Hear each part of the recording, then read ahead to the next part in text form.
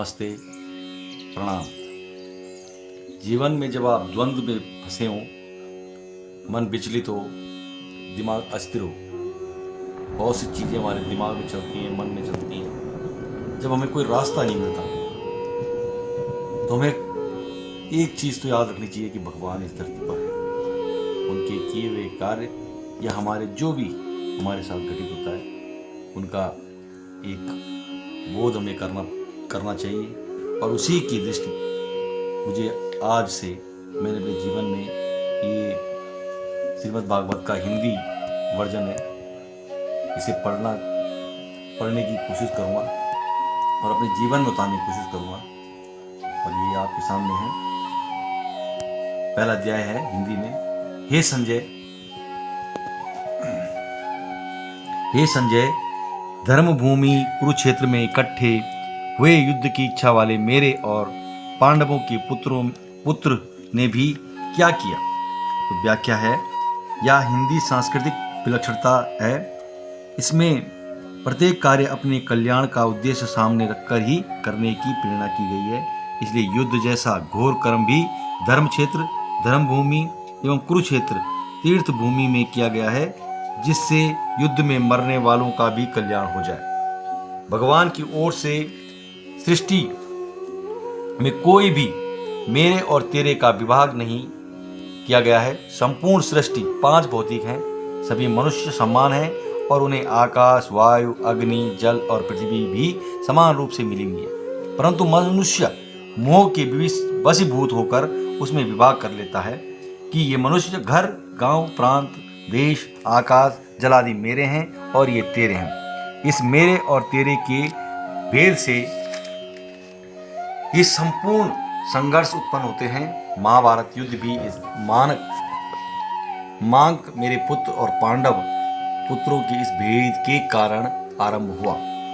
संजय बोले, उस समय वज्रव्यूह से खड़ी हुई पांडव सेना को देखकर और द्रोणाचार्य के पास जाकर राजा दुर्योधन यह वचन बोला, हे आचार्य, आपके बुद्धिमान शिष्य द्रौपद पुत्र दृष्ट दुश्मन द्युमन के द्वारा व्यूह हर रचने से खड़ी की हुई पांडवों की इस बड़ी भारी सेना को देखिए।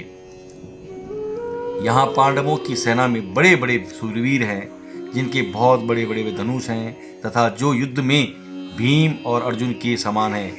उनमें युधान, सात्यकिक, राजा विराट और महारथी द्रुपद भी हैं। धृष्टकेतु और चिकेतान तथा पराक्रमी काशीराज भी हैं। पुरुषच्युत और कुंतीभोज ये दोनों भाई तथा मनुष्यों में श्रेष्ठ सैव्य भी हैं। पराक्रमी युद्धोमन्यु और पराक्रमी मौजा भी हैं। सुभद्रा पुत्र अभिमन्यु और द्रौपदी के 5 पुत्र भी हैं। ये सब के सब महारथी हैं। हे द्विजंतम, हमारे पक्ष में भी जो मुख्य हैं उन पर भी आप ध्यान दीजिए। आपको याद दिलाने के लिए मेरी सेना के जो नायक बस आप द्रोणाचार्य और पितामह भीष्म तथा कर्ण और संग्राम विजयी कृपाचार्य तथा वैसे ही अश्वत्थामा, विकर्ण और सोमदत्त पुत्र भूरीश्वर, इनके अतिरिक्त बहुत से शूरवीर हैं, जिन्हें मेरे लिए अपने जीने की इच्छा भी त्याग कर दिया है और जो उनके प्रकार अस्त्र शस्त्रों को चलाने वाले हैं तथा जो सबके सब युद्ध कल में अत्यंत चतुर हैं। द्रोणाचार्य को चुप देखकर दुर्योधन के मन में विचार हुआ कि वास्तव में हमारी वह सेना पांडवों पर विजय करने में अपर्याप्त है, असमर्थ है, क्योंकि उसके संरक्षक अभय पक्षपाती भीष्म हैं। परंतु इन पांडवों की यह सेना हम पर विजय करने में पर्याप्त है, समर्थ है, क्योंकि इनके संरक्षक निस्सेना पक्षपाती भीमसेन हैं। इस श्लोक से ऐसा प्रतीत होता है कि दुर्योधन पांडवों से संधि करना चाहता है, परंतु वास्तव में ऐसी बात है नहीं है। दुर्योधन ने कहा, मैं धर्म को जानता हूं, पर उसमें मेरी प्रवृत्ति नहीं होती, और अधर्म को भी जानता हूं, उससे मेरी निवृत्ति नहीं होती। मेरे हृदय में स्थित कोई देव है जो मुझसे जैसा करवाता है वैसा ही मैं करता हूँ। दुर्योधन हृदय में स्थित जिस देव की बात करता है कहता है वह वास्तव में कामना ही है। जब वह कामना के वशीभूत होकर उसके अनुसार चलता है तो फिर वह पांडवों से संधि कैसे कर सकता है। पांडव मन के अनुसार नहीं चलते, प्रत्युत धर्म के तथा भगवान की आज्ञा के अनुसार चलते थे। इसलिए अब गंधर्वीन दुर्योधन को बंदी बना लिया था। तब युधिष्ठिर ने ही उसे छुड़ाया। वहां युधिष्ठिर के वचन दूसरों के द्वारा प्रभाव प्राप्त होने पर उसका सम्मान करने के लिए हम लोग 105 भाई हैं। आप में विरोध होने पर ही हम 5 भाई अलग हैं और वह 100 भाई अलग हैं। कामना मनुष्यों को पाप में लगाती है, गीता के 3:36-37। परंतु धर्म मनुष्य को पुण्य कर्मों में लगाता है। दुर्योधन ब्रह्म दृष्टि से अपने सेना के महारथियों से बोला, आप सबके सब लोग सभी मोर्चों पर अपनी अपनी जगह दृष्टता से स्थित रहते हुए निश्चित रूप से पितामह भीष्म की ही चारों ओर से रक्षा करें। उस दुर्योधन के हृदय में हर्ष उत्पन्न करते हुए कौरवों में वृद्ध प्रभावशाली पितामह भीष्म ने सिंह के समान गरज कर जोर से शंख बजाया। उसके बाद शंख और बेरी नगाड़े तथा ढोल मृदंग और नरसिंह बाजे एक साथ ही बज उठे। उनका एक शब्द वह भयंकर हुआ। उसके बाद सफेद घोड़ों से युक्त महान रथ पर बैठे हुए लक्ष्मीपति भगवान श्री कृष्ण और पांडव पुत्र अर्जुन भी दिव्य शंख को बड़े जोर से बजाया। अंतर्मयी भगवान श्री कृष्ण पंचजन्य नामक तथा धनंजय अर्जुन ने देवदत्त नामक शंख बजाया और भयानक कर्म करने वाले वृक्कोदर भीमेन पांडव नामक शंख बजाया, पौंड्राक नामक शंख बजाया। कुंती पुत्र राजा धृतराष्ट्र अनंत विजय नामक शंख बजाया तथा नुकुल और सहदेव सुघोष और मणिक पुष्पक नामक शंख बजाए। ये राजन श्रेष्ठ धनुष वाले काशीराज और महारथी शिखंडी तथा धृष्टद्युम्न एवं राजा विराट और अजय, सत्यायिक राजा द्रुपद और द्रौपदी के 5 पुत्र तथा लंबी लंबी भुजाओं वाले सुभद्र पुत्र अभिमन्यु, इन सभी ने सब अरसे ओर से अलग अलग अपने अपने शंख बजाए और पांडवों सेनाओं के शंखों के उस भयंकर शब्द ने आकाश और पृथ्वी भी गूंजते हुए अन्यायपूर्वक राज्य हड़पने वाले दुर्योधन आदि के हृदय विदीर्ण कर दिए। हे महीपति धृतराष्ट्र, अब शस्त्र चलाने की तैयारी हो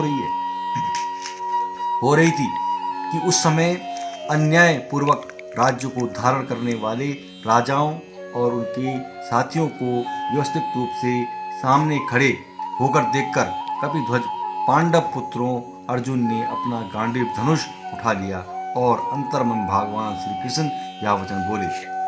अर्जुन वाचा, अर्जुन बोले, हे भगवान, हे अच्युत, दोनों सेनाओं के मध्य में मेरे रथ को अब तब तक खड़ा कीजिए जब तक मैंने युद्ध क्षेत्र में खड़े हुए इन युद्ध की इच्छा वालों को देख लूं न लूं कि इस युद्ध रूपी उद्योग में मुझे किन किन के साथ युद्ध करना योग्य है। दुष्ट बुद्धि दुर्योधन युद्ध में प्रिय करने की इच्छा वाले जो ये राजा लोग इन सेना में आए हुए हैं युद्ध करने को तावले हुए, इन सबको मैं देख लूंगा। संजय वाचा। संजय, हे भारतवंशी राजन, निंद्रा विजयी अर्जुन के द्वारा इस तरह कहने पर अंतर्यामी भगवान श्री कृष्ण ने दोनों सेनाओं के मध्य भाग में पितामह भीष्म और आचार्य द्रोण सेना तथा के सामने संपूर्ण राजाओं के सामने श्रेष्ठ रथ को खड़ा करके इस प्रकार कहा, हे पार्थ, इन इकट्ठा हुए कौरव वंशियों को देख। व्याख्या है, युद्ध के लिए एकत्र हुए इन कौरव वंशियों को देख, ऐसा कहने में भगवान की यह गुड़ भूमि ही संधि थी कि इन कौरव वंशियों को देखकर अर्जुन के भीतर छिपा कौटुंबिक ममता युक्त मोह जागृत हो जाए और मोह जागृत होने से अर्जुन जिज्ञासा बन जाए, जिससे अर्जुन का तथा उनके निमित्त भावी मनुष्यों का भी मोहनाश करने के लिए गीता का महान उपदेश दिया जा सके। उसके बाद पृथनंदन अर्जुन ने उन दोनों ही सेनाओं में स्थित पिताओं को, पितामहों को, आचार्यों को, मामाओं को, भाइयों को, पुत्रों को, पौत्रों को तथा मित्रों को, ससुरों को और सहृदयों को भी देखा। अपनी अपनी जगह पर स्थित संपूर्ण बंधुओं को देखकर वे कुंती नंदन अर्जुन अत्यंत कायरता से युक्त होकर विषाद करते हुए ऐसा बोले, हे कृष्ण, युद्ध की इच्छा वाले इस कुटुंब समुदाय को अपने सामने उपस्थित देखकर मेरे अंग शीतल हो रहे हैं और मुख सूख रहा है तथा मेरे शरीर में कंपकपी आ रही है एवं रोंगटे खड़े हो रहे हैं। हाथ से गांडीव धनुष गिर रहा है और त्वचा भी जल रही है। मेरा मन भ्रमित सा हो रहा है और मैं खड़े रहने में भी असमर्थ हो रहा हूँ।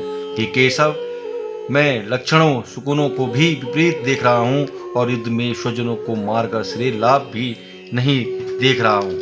हे कृष्ण, मैं ना तो विजय चाहता हूँ, ना राज्य चाहता हूँ और ना ही सुखों ही चाहता हूँ। हे गोविंद, हम लोगों को राज्य से क्या लाभ, भोगों से क्या लाभ, अन्यथा जीने से भी क्या लाभ। जिनके लिए हमारी राज्य भोग और सुख की इच्छा है, वे ही सब अपने प्राणों और धन की आकाशा त्याग करके युद्ध में खड़े हैं। आचार्य, पिता, पुत्र और उसी प्रकार पितामह, मामा, ससुर, पौत्र, साले तथा अन्य जितने भी संबंधी हैं, मुझ पर प्रहार करने पर भी मैं इनके मारना नहीं चाहता। और हे मधुसूदन, मुझे त्रिलोकी का राज्य मिलता है वो तो भी मैं इसको मारना नहीं चाहता। फिर पृथ्वी के लिए तो मैं इनको मारूं ही क्यों। हे जनार्दन, हे इन धृतराष्ट्र संबंधियों को मारकर हम लोगों को क्या प्रसन्नता होगी। इन आततियों को मारने से तो हमें भी पाप लगेगा। इसलिए अपनी बंधुआ इन धृतराष्ट्र संबंधियों को मारने के लिए हम योग्य नहीं हैं, क्योंकि हे माधव, अपने कुटुंबियों को मारकर हम कैसे सुखी होंगे। यद्यपि लोभ के कारण जिनका विचार लुप्त हो गया है, ऐसे दुर्योधन आदि कुलनाशक होने वाले दोषों का और मित्रों के साथ द्वेष करने से होने वाले पापों को नहीं देखते तो भी हे जनार्दन, कुल का नाश करने से होने वाले दोष को ठीक जानने वाले हम लोग इस पाप से निवृत्त होने का विचार क्यों न करें। कुल का क्षय होने पर सदा से चलते आए कुल धर्म नष्ट हो जाते हैं और धर्म का नाश होने पर बचे हुए संपूर्ण कुल को अधर्म दबा लेता है। हे कृष्ण, अधर्म के अधिक बढ़ जाने से कुल की स्त्रियां दूषित हो जाती हैं और हे वैष्णव, स्त्रियों के दूषित होने पर वर्ण संकर पैदा हो जाते हैं। वर्ण संकर कुल घातियों को और कुलों को नरक में ले जाने वाला ही होता है। श्रद्धा और तर्पण न मिलने से इन कुल घातियों के पितृ भी अपने स्थान से गिर जाते हैं। इन वर्ण संकर पैदा करने वाले दोषों से कुल घातियों की साथ से चलते आए कुल धर्म और जाति धर्म नष्ट हो जाते हैं। हे जनार्दन, इनके कुल धर्म नष्ट हो जाते हैं, उन मनुष्यों का बहुत काल तक नरकों में वास होता है, ऐसा हम सुनते आए हैं। यह बड़े आश्चर्य और सिद्ध की खेद की बात है कि हम लोग बड़ा भारी पाप करने का निश्चय कर बैठे हैं, जो कि राज्य और सुख के लोभ से अपने स्वजनों को मारने के लिए तैयार हो गए हैं। अगर ये हाथों में शस्त्र अस्त्र लिए हुए धृतराष्ट्र के पक्षपाती लोग युद्ध भूमि में सामना न करने वाले तथा शस्त्र रहित मुझे मार भी दें तो वह मेरे लिए बड़ा ही हितकारी होगा। संजय बोले, ऐसा कहकर सोकुल मन वाले अर्जुन बाण सहित धनुष का त्याग करके युद्ध भूमि में रथ के मध्य भाग में बैठ गए। ठीक है, अब हमारा पहला अध्याय क्या, अब हमारा दूसरा अध्याय शुरू हो रहा। अब दूसरा अध्याय बोला, हमने पहला अध्याय हिंदी में जो भी इसका था वो पढ़ा, कुछ त्रुटि हुई हो तो माफी चाहते हैं। मन सुकून के लिए ये पाठ हमने किया और इसका पहला अध्याय समाप्त हो चुका है। दूसरा अध्याय भी आपको दूसरे पार्ट में दिखाएंगे। और अभी के लिए जय भागवत।